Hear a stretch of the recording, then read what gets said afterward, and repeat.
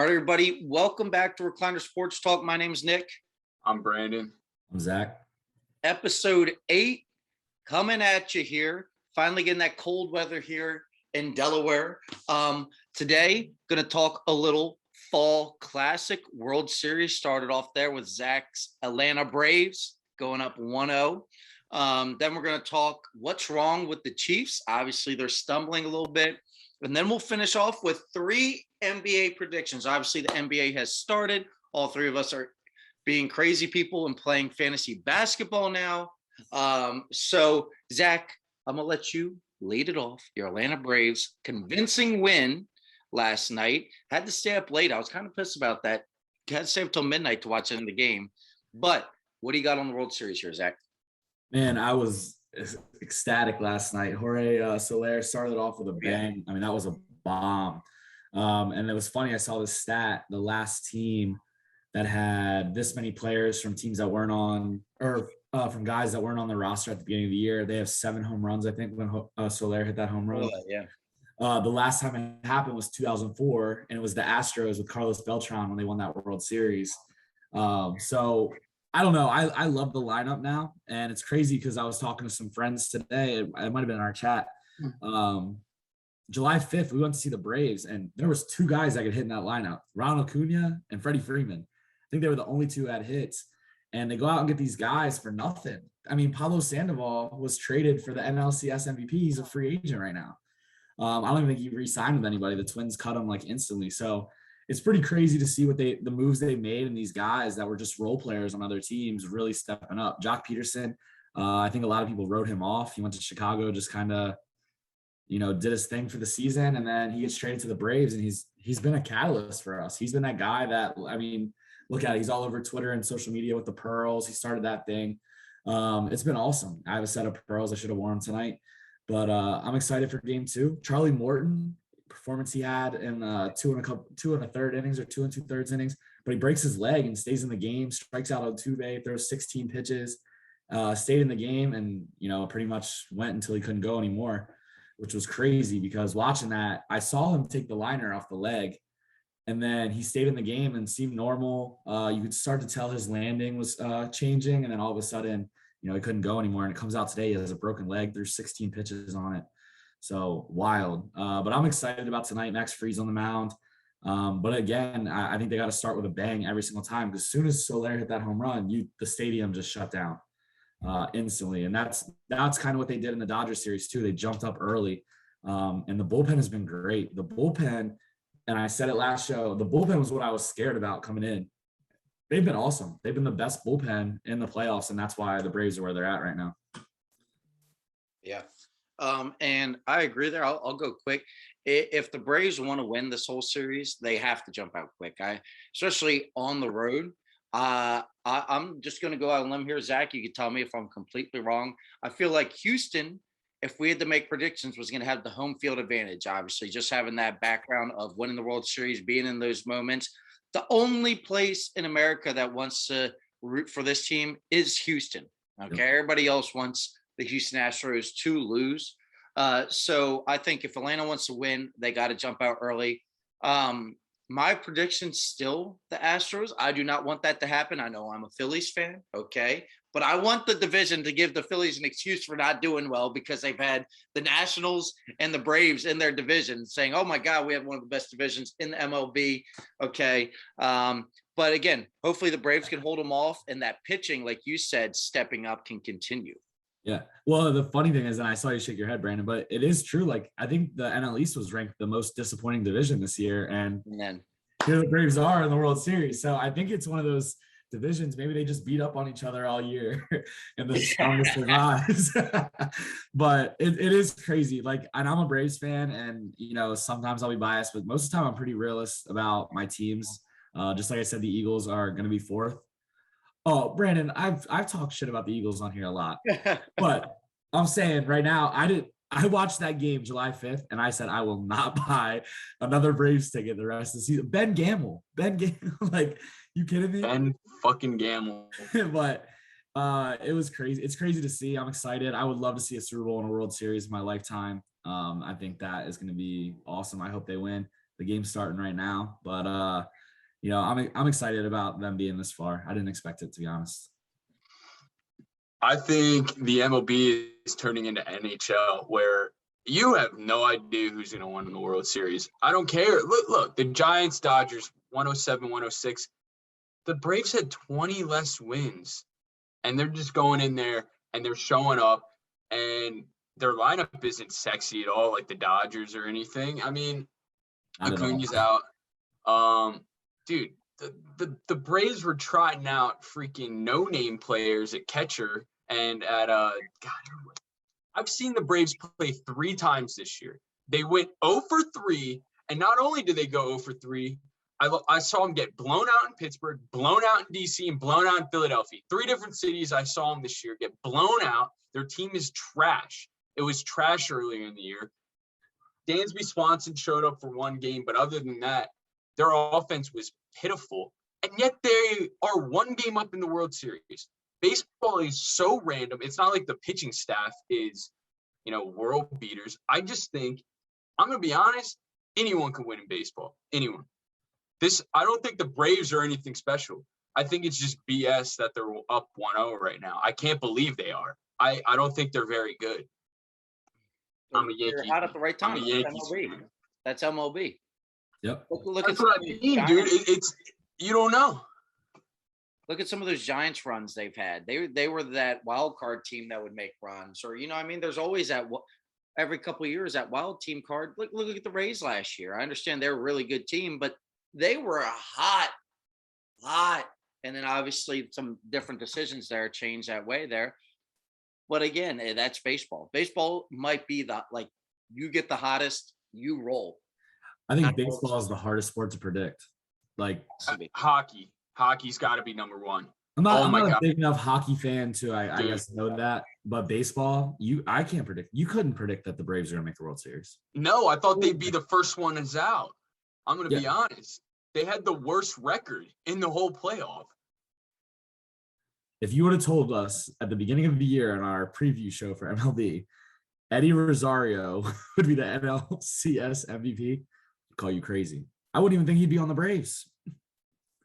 I don't get it. So, all right, moving on. We will let Brandon go here. Now, the Kansas City Chiefs. I know I picked them. They play the Giants this week. To the Buccaneers in the Super Bowl. You guys, I think Zach said the Bills were going to make it. And Brandon, did you say the Bills were too? Did you say the Chiefs? No, it's the Chiefs. Chiefs. All right. So obviously consensus, they got the best quarterback in the world after Tom Brady, or you could say better than Tom Brady, whatever. They got the coach, the crazy offensive mind. How can anybody beat him? Tyreek Hill, Travis Kelce, and then boom, they're 3-4. They're in a rut, and they're losing to the teams that, guess what, they kind of are going to have to beat if they want to make a run. They lost to the Ravens. They lost to the Bills. They've lost to the Chargers. So these are teams that they're going to have to compete with in the playoffs, and they've lost to them all. So Brandon, our chief guy, I'm sure your fantasy football team is taking a hit, consider it's 50%, not actually 50%, Kansas City Chiefs. But what's going on, Brandon? What is happening with the Chiefs? I think Mahomes is, instead of a sophomore slump, it's a 4th-year slump.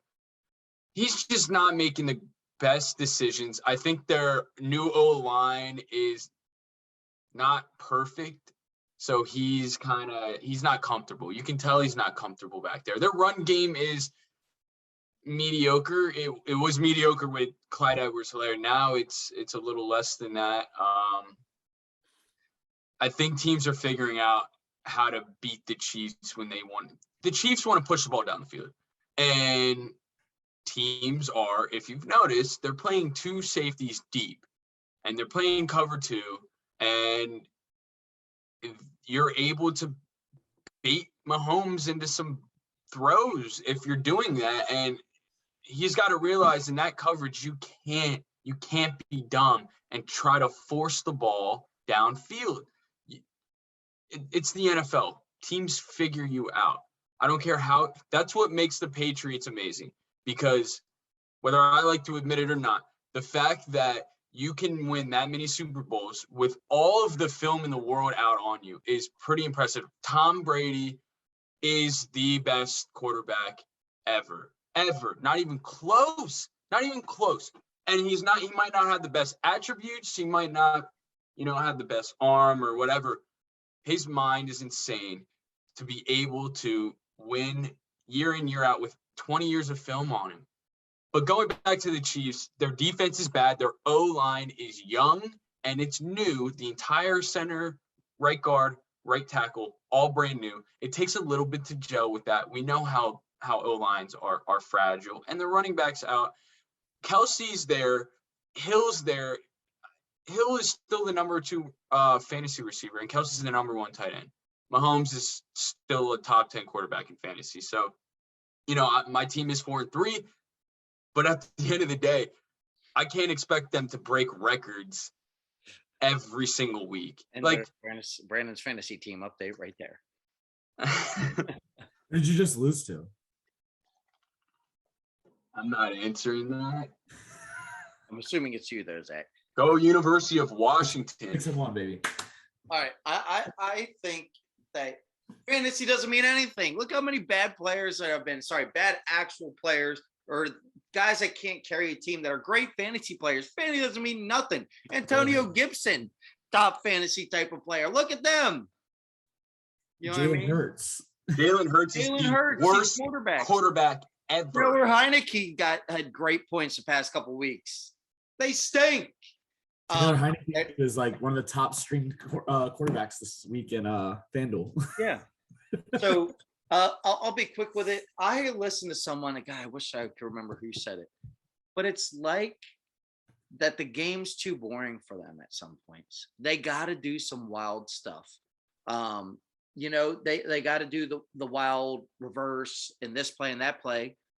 When sometimes football is just line up, run the ball, line up. We're going to throw the hitch. We'll throw the screen. We're not doing anything fancy, but that's what we're going to do. Look what the Ravens do. Even the Chargers, they're not doing fancy stuff, but they're getting it done. The Bills, even. I know Dawson Knox just threw a touchdown with a broken hand, but it's not crazy plays. It's football. And I feel like the Chiefs just fall into this. We got to make a spectacular ESPN top 10 play once a drive. And that's not a real football game. It's let's make the basic plays. Okay, let's get the ball to our athletes and let's go. And I agree, the defense is not helping them out much. The new O-line is still taking time to gel, but they got to run the ball a little better. Even the Buccaneers, right? A team that throws the ball a lot. They have plenty of weapons.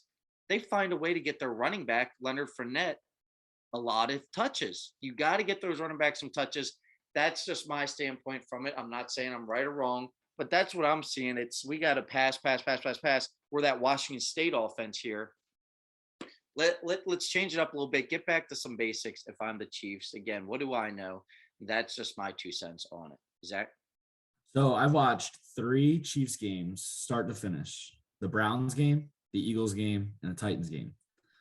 The Browns game, which the Browns should have won the game. The Chiefs won on a block punt, pretty much, turning the tide.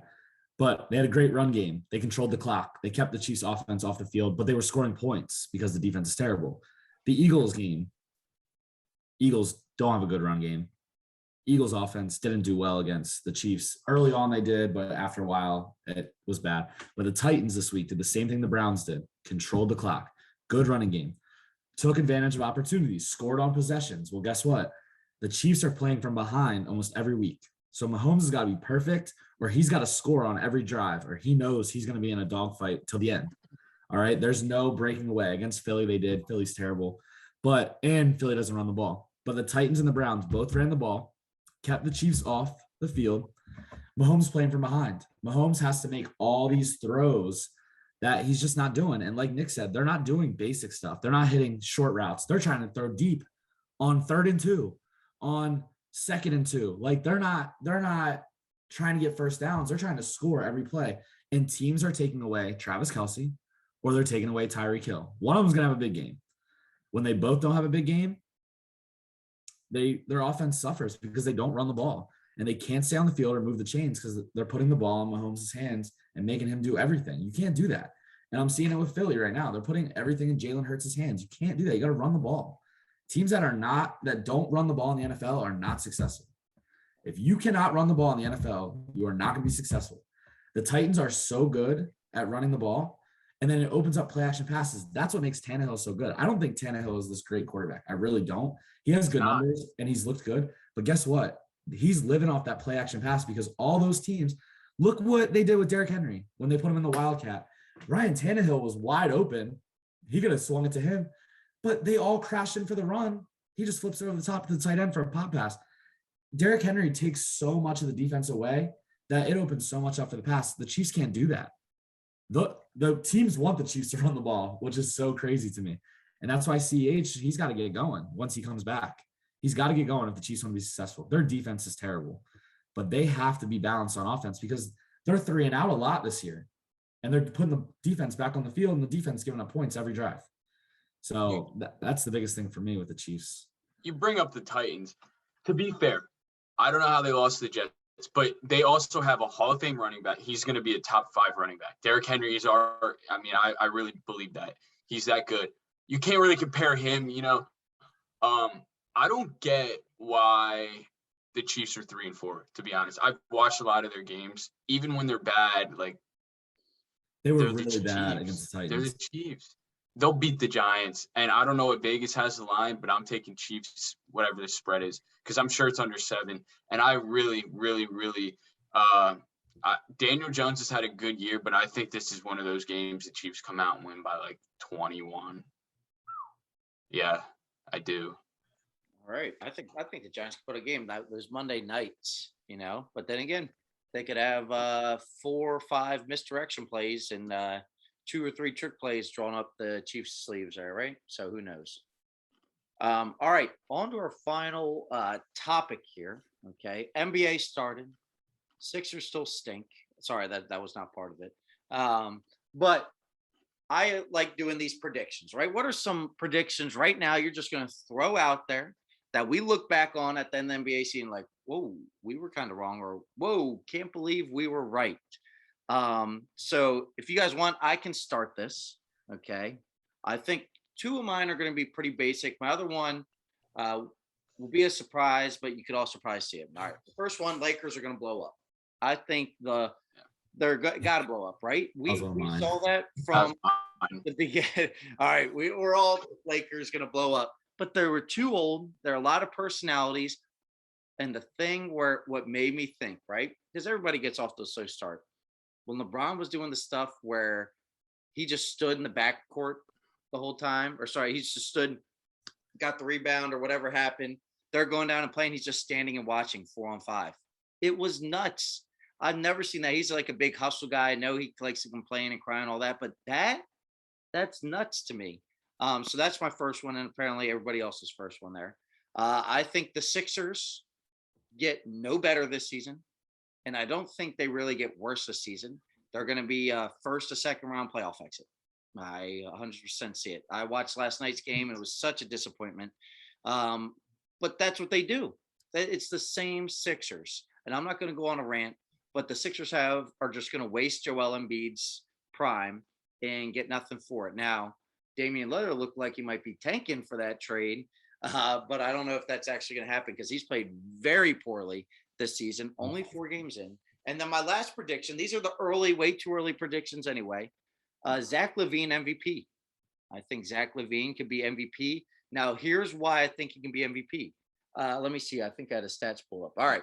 So last year with the Bulls, he averaged 27 points. The year before, 25, then 23, 16. So he's gradually gone up. I want to read it the correct order, I guess I should say. 16, 23, 25, 27. He's at 25 right now. But here's the kicker for him. Last year, he played 58 games. The year before, he played 60 games, 63, 24. So he hasn't really played the full season since his second year. So I think if he can stay healthy and get a full season under his belt, obviously his team's 4-0. that's great. But I've just been a big fan of Zach LaVine. It's the reason why I drafted him pretty high in our fantasy league. I wanted the Sixers to try to trade Ben Simmons for him last year. I'm a big Zach LaVine fan. Oh, and yeah, he's only 26, everybody. He's 26 years old. He's been in the league since 2014. It's a long time. So those are my 3 predictions. Which one do you guys want to go next, Zach? I'll go next. So I'll just piggyback off what you were saying. I think Devin Booker is going to be the MVP. I like Devin Booker. He had a great postseason debut. I think he's hungry to get back to the finals. He's only 24 years old. I like Devin Booker. I like the Suns. And I think he's going to be the MVP. I think Jalen Green is going to be the rookie of the year. A lot of people are saying Cade Cunningham. I think Jalen Green with the Rockets is going to get all the volume. They're in a rebuild. He's going to be the face of that team. And I agree with you. This is one of my takes. I agree with you. I think the Sixers are not going to get any better. I was flipping back and forth between the Braves game and that game, and wow, what a disappointment. I think the Knicks are going to be a problem in the East, but I also think the Bulls are going to be a problem in the East. I think the Bulls with Zach LaVine and DeMar DeRozan, Lonzo Ball is playing better. This is one of my predictions. I think the Bulls are going to make the playoffs this year. I think they're going to be a 4 or 5 seed. That's easy. Well, I know, but they haven't been good. They haven't been good the last couple of years. If they stay healthy, I think they'll make it. I don't think they're there yet, but I think they are definitely they have some leadership that I think DeMar DeRozan is going to step up and be a leader for them and kind of carry them, because he's kind of been there before with Toronto. He hasn't been able to finish the job, but he's been there. He has that postseason experience. So, but those are my three. I would say I'm a big Zach LaVine fan. I have been since he came to the league. If I'm not mistaken, I don't even think he started at UCLA. I think he came off the bench at UCLA and was still a first-round draft pick. That's besides the point. The Bulls will be very good this year, but you want to know the sneaky, and I think the Knicks will be up there too. The sneaky team in the East, Charlotte. Dude, Charlotte's good. Michael Bridges has been balling. Yes. Balling. The whole team's After balling. that big contract, usually guys like, those, not saying he's been bad, or because obviously he's been good, but he's kind of that tweener, like, is he worth all this money? He pays that money. He's playing even better now. Yeah. Nuts. Well, he was good at Michigan State, but he kind of, like you said, he doesn't really have a position, if that makes any sense. Yeah. He's not a good enough shooter to be like a small forward, but he's like 6'7", but he's nothing. He's athletic, but it's not like he's a great defender to be a 4. I don't know. He's kind of a weird type of position, but yeah, Charlotte's good. My MVP is Steph Curry. I don't know how you guys can't say that. I know you want to pick someone different, but I mean, Zach LaVine is not going to win an MVP. He's very good, but he'll never put up efficient numbers with, 10 assists or 8 rebounds and leading his team to a top 3 seed. The Bulls, there's no way they can be a top 3 seed. There's just no way. The East is top heavy this year. I don't see. I think Miami will be up there. I think obviously Milwaukee will be. Boston should be around there. I don't think Philly is going to get better than a 6 seed, to be honest. My prediction, and I've said it all along, I've said in our group chats, I think the Warriors win 60. I really do. I think they're that good. Their bench is very deep. And if they're playing like this without Clay, without Wiseman, without Moody or Kuminga, Moody's getting like 45 seconds off the bench. Kuminga is the number 7 overall pick. He's the 14th man. He's literally the last man on the roster. He's the 7th overall pick this year. The Thunder are starting guys who were drafted, like in the 2nd round. Don't compare the Warriors to the Oklahoma City Thunder. Are you kidding me? I'm not comparing. I just said the 15th guy. The 15th man. The 15th man off the Warriors bench was the top 7 draft pick. That puts that in perspective. They were bad last year. Their top players got hurt. I want to hear what you guys say about the Warriors, because I haven't really heard any chirping. I'm just saying, you're not putting earth-shattering stuff. Of course, the number 7 pick isn't playing right now for the Warriors. They were good. They got hurt last year. That was one of those like, all right, well, they're just going to get healthy and they'll be good again next year. I'm going to be honest. They were healthy last year, other than Clay. And what are they doing? They're 4-0 this year without Clay. Steph missed time too. Didn't he? No, he didn't. Not Like really. 2 He years missed ago. a few games. Only a 2 few. years ago. They were in the play-in game. Yeah.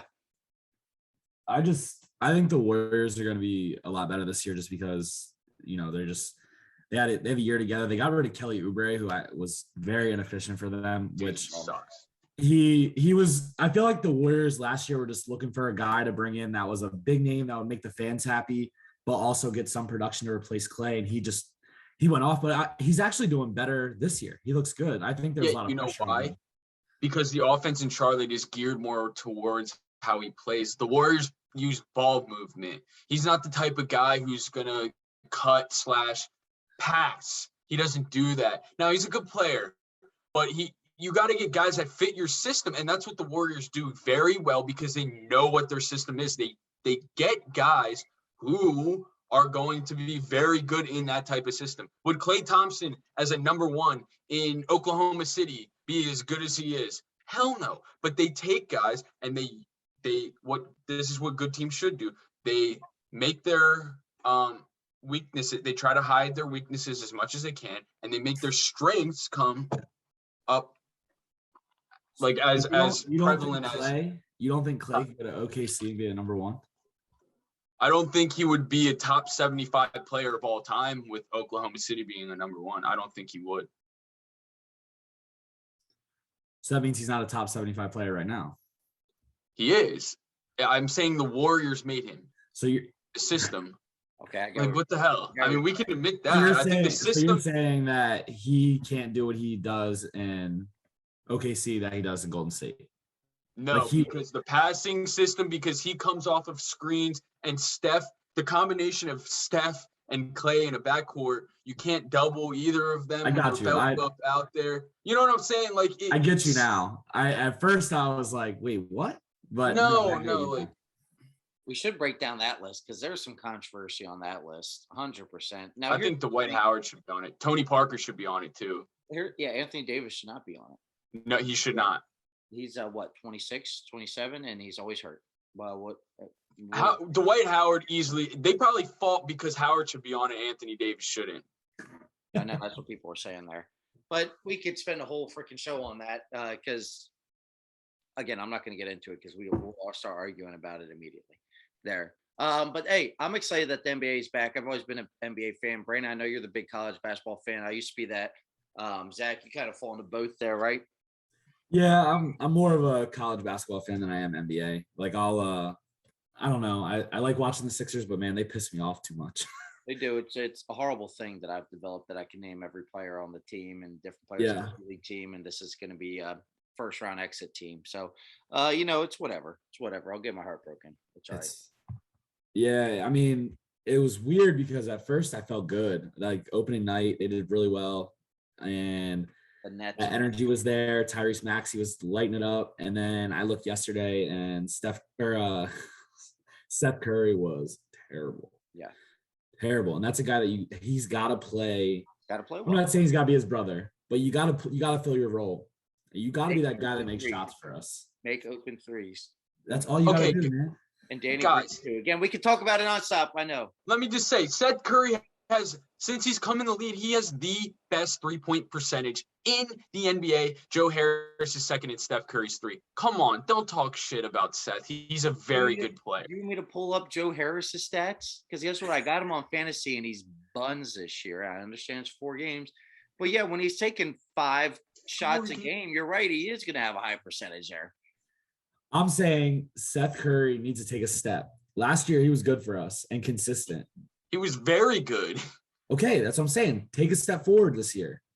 So you want him to be an all-star caliber that's not what I'm saying. I'm saying don't give me 4 points or whatever he had the other night. It was just bad. He was. When you're a shooter, you're going to have your off nights. Even Steph has his off nights. Can't do it against the Knicks. It can't be against the Knicks. I mean, Steph didn't have a great night versus the Kings. Did he have 4? Well, he won't have 4 because he's good. He gets to the rim, gets fouled. He does get to the rim. Come on, Seth. Wear the shoes. All right. Any final thoughts? Actually, I'm going to go first for final thoughts, okay? Ohio State, everybody. They lose to Oregon. You know what this sounds like, Zach? I know you're gonna know this, Brandon. You too. Obviously, that game was away, but seems very similar to that Virginia Tech loss they had.